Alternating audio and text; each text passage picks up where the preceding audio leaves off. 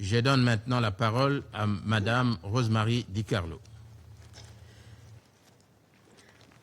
Thank you, Mr. President. Merci, Monsieur le Président. Sur la semaine écoulée, 3 grandes vagues de frappes aériennes russes ont pris pour cible Kiev et d'autres villes ukrainiennes. C'est alarmant, alourdissant le bilan humain et généralisant encore davantage les destructions.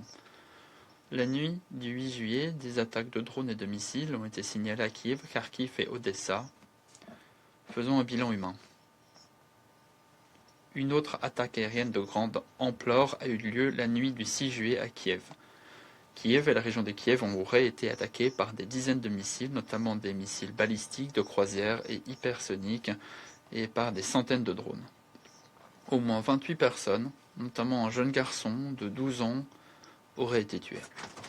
Au moins 90 personnes, y compris au moins 7 enfants, auraient été blessés. Cette attaque brutale a eu lieu quelques jours à peine après l'attaque la plus mortelle contre Kiev depuis le début de la guerre. La nuit du 2 juillet, la Fédération de Russie a lancé pas moins de 70 missiles et a lancé près de 500 drones sur la ville, tuant au moins 31 personnes et blessant plus de 100 personnes, notamment des enfants. Plus de 50 000 personnes, notamment des milliers d'enfants, se sont réfugiés dans les stations de métro sous terre. Des dommages majeurs dans des infrastructures résidentielles et civiles ont été signalés dans tous les districts de la capitale. La même nuit, nous avons aussi signalé des pertes civiles et des dommages aux infrastructures à Mykolaïv, à Zaporizhia et dans la région de Tchernihiv en Ukraine. Dans la région de Dniepropetrovsk, un enfant aurait été tué. À Kherson, une frappe russe sur une installation médicale aurait tué un médecin et blessé un infirmier. Ces attaques témoignent d'une tendance claire. Elles ont pris pour cible des centres urbains où les populations civiles sont importantes et ont détruit ou endommagé gravement des infrastructures résidentielles avec des conséquences dévastatrices pour les personnes qui y vivent. Nous condamnons ces attaques dans les termes les plus forts. Mon collègue du Bureau de la coordination des affaires humanitaires, M. Ratouaté, fournira des détails supplémentaires sur la détérioration de l'impact humanitaire de ces attaques. Monsieur le Président, la détérioration de la situation continue de causer des dommages aux civils qui vivent dans le territoire ukrainien sous occupation temporaire de la Fédération de Russie.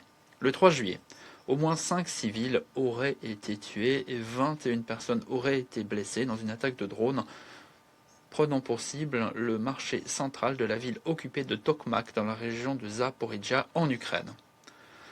Dans la République de Crimée, autonome mais occupée par la Russie, en Ukraine, une frappe ukrainienne aurait tué une personne le 6 juillet et aurait mené à une coupure d'électricité généralisée dans toute la péninsule. Les autorités occupantes russes ont déclaré l'état d'urgence dans la République autonome de Crimée ukrainienne et dans la ville de Sébastopol à cause des pénuries en eau et en carburant. En Fédération de Russie, l'Ukraine a multiplié les attaques de drones sur des infrastructures pétrolières, industrielles et militaires. Certaines de ces attaques auraient fait un bilan humain et auraient endommagé des infrastructures civiles, notamment résidentielles. Lors d'un incident, le 2 juillet, des représentants locaux russes auraient dit qu'une personne aurait été tuée suite à une attaque de drone ukrainienne dans la région de Belgorod. Dans la ville de Belgorod, l'approvisionnement en eau et en électricité aurait été interrompu. Le même jour, dans la région de Bryansk, non loin de là, les autorités locales auraient fait état d'une personne tuée à cause d'une frappe ukrainienne. Nous l'avons toujours dit de façon cohérente lors de nos exposés au Conseil, toute attaque contre des civils ou des infrastructures civiles, quel que soit le lieu, sont des violations claires du droit international humanitaire et ces attaques doivent cesser immédiatement. Monsieur le Président, le Haut Commissariat aux droits de l'homme, HCDH, a signalé que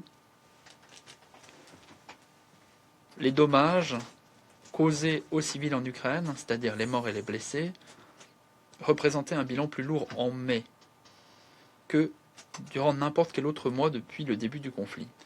Des chiffres préliminaires pour juin indiquent un bilan plus lourd encore, avec au moins 265 morts et 1816 blessés. Cette tendance semble se confirmer en juillet, malheureusement.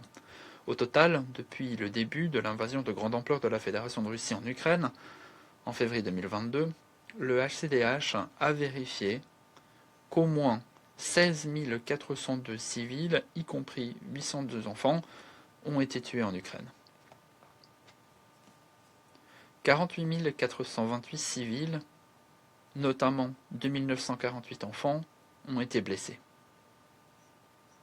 Et ces chiffres ne représentent que les blessés et les morts vérifiés. Et le bilan est sans doute bien plus lourd en réalité. Les autorités russes ont fait état de 250 morts de civils et de 1596 blessés en Fédération de Russie lors du premier semestre 2026. L'ONU n'est pas en mesure de vérifier ces rapports. Monsieur le Président, les civils dans les territoires ukrainiens sous occupation temporaire de la Fédération de Russie continuent d'être la cible de violations généralisées systématiques des droits humains présumées par les autorités occupantes. Selon le dernier rapport du secrétaire général sur la situation des droits humains dans les territoires temporairement occupés de l'Ukraine, y compris la République autonome de Crimée et la ville de Sébastopol, la Russie et les autorités russes continuent de violer le droit international humanitaire et le droit des droits de l'homme. Le rapport fait état de restrictions très dures sur la liberté d'opinion et d'expression. Les autorités occupantes imposent des amendes administratives ou des sentences de prison pour les résidents et résidentes qui les critiquent ou qui expriment des opinions pro-ukrainiennes ou qui utilisent des symboles pro-ukrainiens. Nous continuons d'exhorter la Fédération de Russie à mettre fin à toute pratique qui s'apparente à une violation des obligations au titre des droits humains et à garantir un accès sans entrave au HCDH et aux autres mécanismes de surveillance internationaux en matière de droits humains. Monsieur le Président, cela fait plus de 4 ans que la guerre en Ukraine détruit des millions de vies, déplace, sépare des familles innombrables et réduit à néant des milliers de familles et de communautés. Cette guerre continue à mettre en péril le droit international et mine la paix et la sécurité régionale. Les conséquences de cette guerre infligent un bilan dévastateur, un coût élevé pour toutes les parties, et ce sont les civils ukrainiens qui sont les principales victimes. Il n'y a pas de solution militaire. Seul un dialogue significatif, sans exclusive, et des négociations permettront d'inverser une trajectoire ô combien dangereuse. Dès lors, nous appelons tous les États membres concernés à utiliser à bon escient toutes les voies et tous les outils diplomatiques pour parvenir à une désescalade de toute urgence.